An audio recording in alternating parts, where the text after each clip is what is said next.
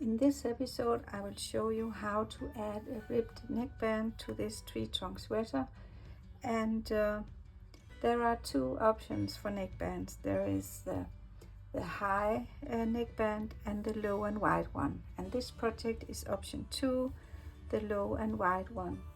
I have made one here with a higher neck and finalized this one for a size X small.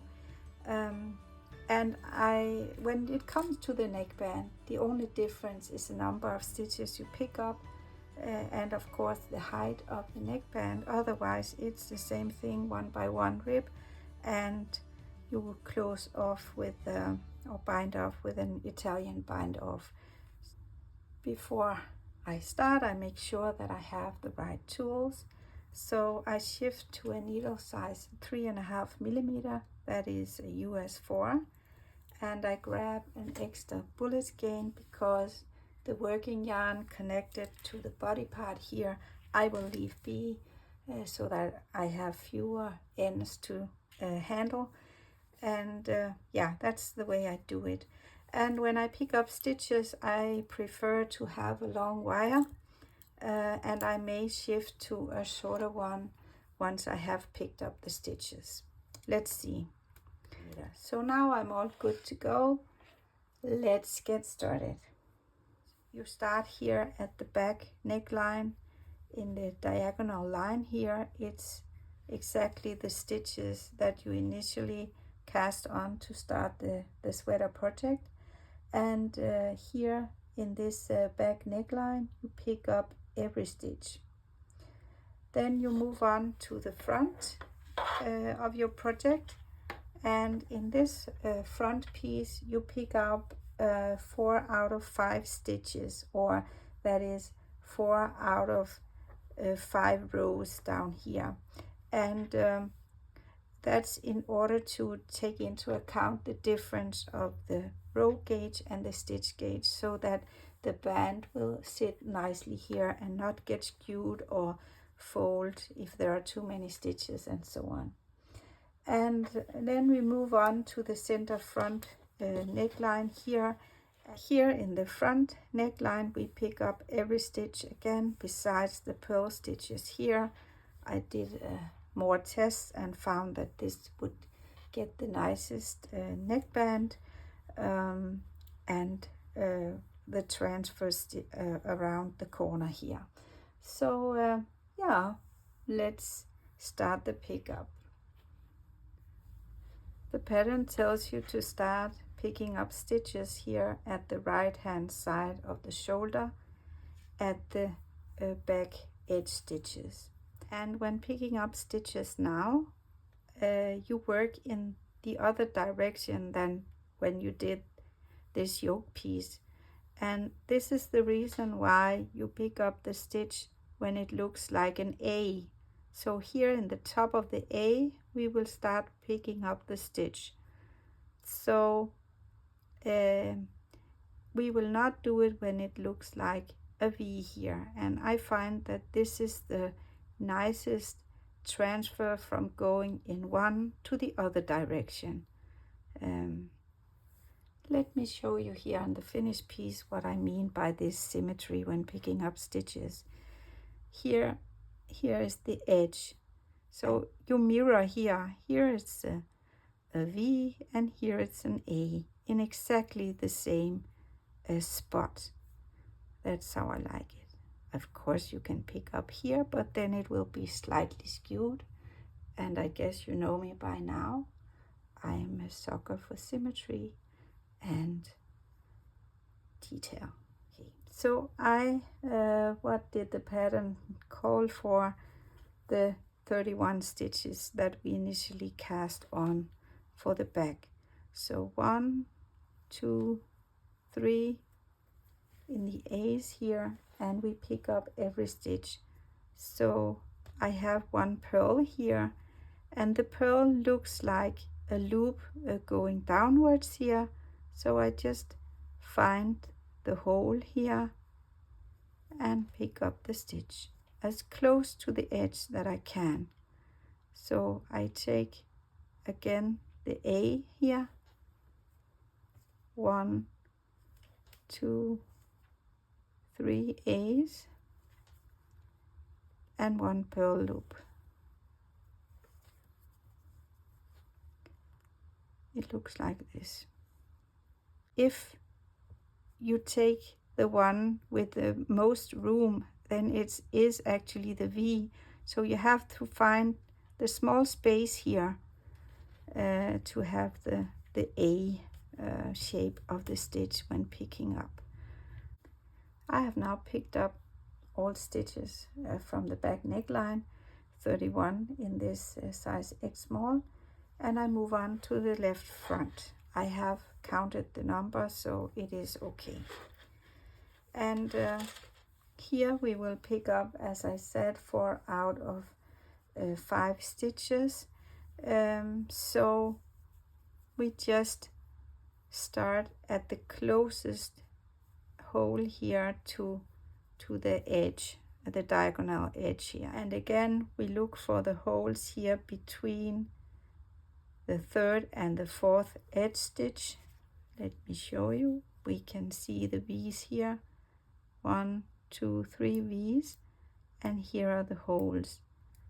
And when we put down our needle here and look here, it will provide a nice V that will look like this on the other side, just like the shoulder piece. So I will just start picking up 1, 2, 3, 4, skip 1, 1, 2, 3, 4, and skip 1. And again, we look at the quality check here, where we have the 3 V's, nice. And when we turn the work, we have the 4th edge stitch here, looking like a nice V. So let me just show you some of the mistakes I have made in my day when picking up stitches, and how you can easily see your mistake. So one of them is that you have 3 stitches here and half a leg of the edge stitch. So let me just do a couple of those and we can see how it looks.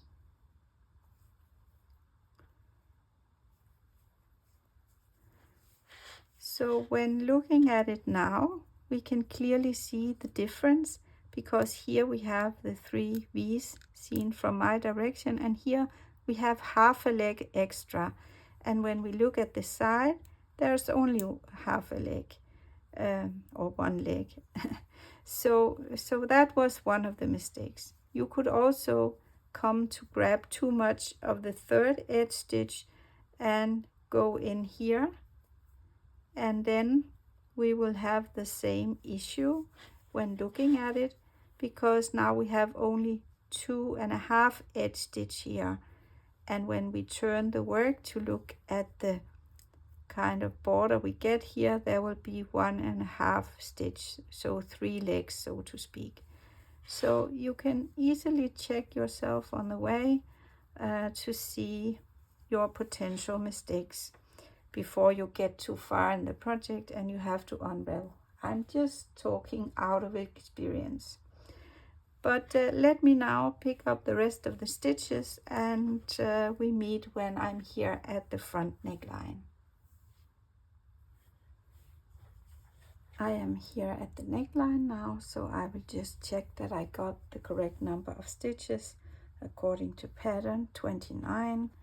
And I started here, and it's easy to count because 4 and skipped 1, so 4, 8, 12, 16, 20, 24, 28, and the last one 29.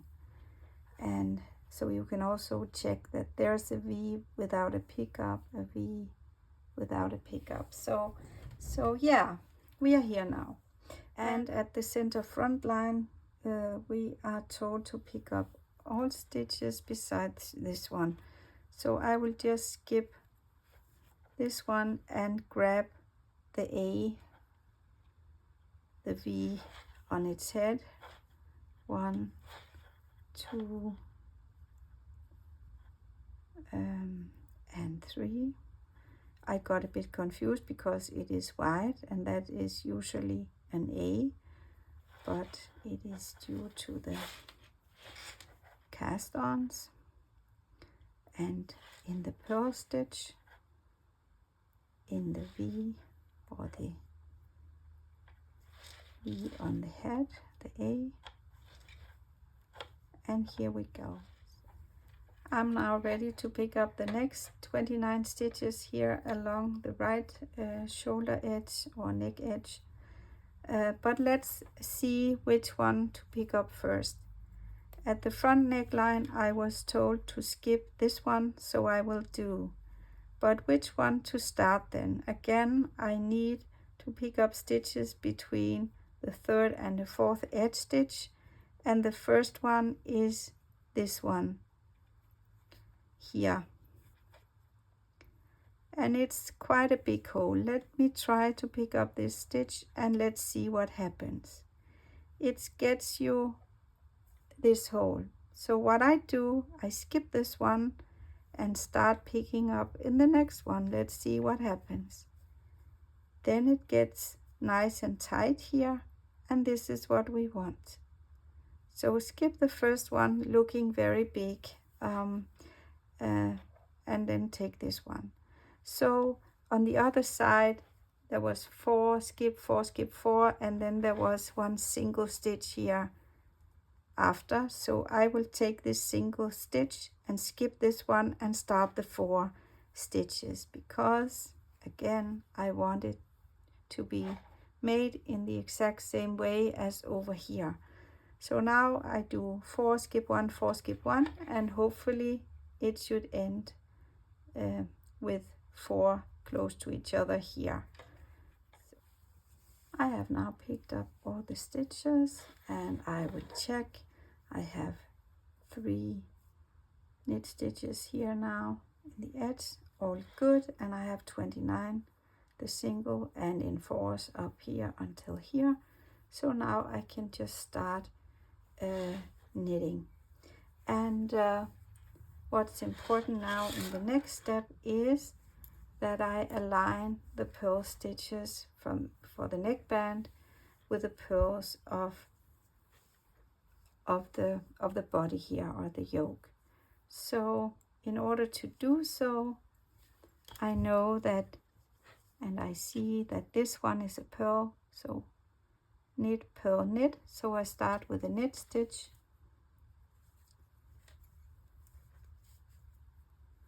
it's a bit in the way, this cable here, and purl, knit, purl, knit, and this should be a purl. It is great. Knit, purl, knit, purl. So the center stitch of the tree trunk becomes a purl stitch. Let me just show you how it looks when I close the corner here, going from the front shoulder to the front neckline. And I am just doing the final 2 stitches from the side here, and now I move on to the front neck. And as you recall, I skipped the purl stitch. We didn't pick up the purl stitch, so I just move on to the knit stitch here, and you will see that it will look nicely now. If we have picked up the purl stitch, we would have given it room, more room, and this purl stitch in the edge corners would have looked wider than the other ones. Yeah, I know this because I've tested a lot of details. So just if you're interested in all the small designer tips here from my side, that's how I did it. So we can also have a look at it when we get further in the neckband to see if what I'm telling you is actually also a fact. But I will go to the other side and show you as well over here where we had the little pickle with the large hole here. So let's see how this turns out. I'm here at the other edge purl stitch, which we skipped picking up. So I will now make the purl over here and in it. So let's have a look. It closes up nicely. So yeah, that's how I do it. Just a small remark, if you do not catch the same number of stitches as me here, just make sure that the number of stitches on the sides here are an uneven number, because you need a purl stitch here and a purl stitch here at the first one and the last one to get aligned with the rest. So yeah, but again, I have made the calculation, so it should work with the number of stitches I have written in the pattern. I have decided to shift the wire to a smaller one, so I will show you how I do this. I have pins for changing these ones, but now this is at hand, so I just take this off, put it onto the new wire here, and then I just close this one so the stitches will not fall off of the old wire. And I have also placed one in the other end here so that when I start knitting, it is not falling off the needle. And when I get to the other end, I will take this needle and place onto the end here. So that's how I do the transfer. Rather quick and easy.